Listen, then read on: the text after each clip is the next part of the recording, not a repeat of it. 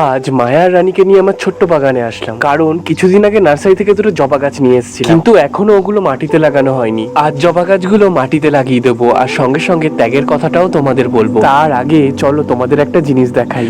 এটাকে দেখতে পাচ্ছ? এটা হচ্ছে আমার বাগানের সব থেকে বড় জবা গাছ, আর এটাতে আমি অনেকগুলো মাল্টিগ্রাফট করেছি, মানে অন্য জবা গাছের ডাল এনে এই জবা গাছের সঙ্গে বেঁধে দিয়েছি।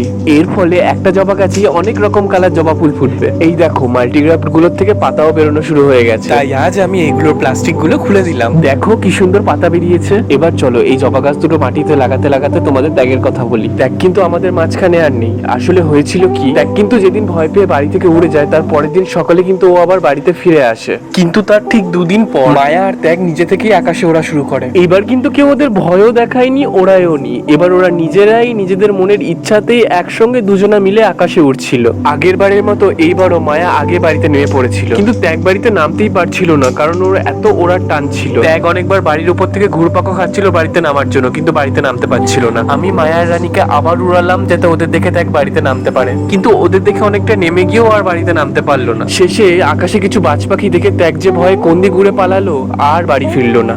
একটা বাড়িতে রিটার্ন করা পায়রা আবার যে চলে যেতে পারে, এটা দেখে আমি একটু অবাকই হয়েছিলাম। আমার মনে আছে সেদিন ত্যাগকে নামানোর চক্করে আমি স্নান খাওয়া দাওয়া সব ভুলে গিয়েছিলাম, কিন্তু শেষ পর্যন্ত ওকে আর বাড়িতে নামাতে পারলাম কই।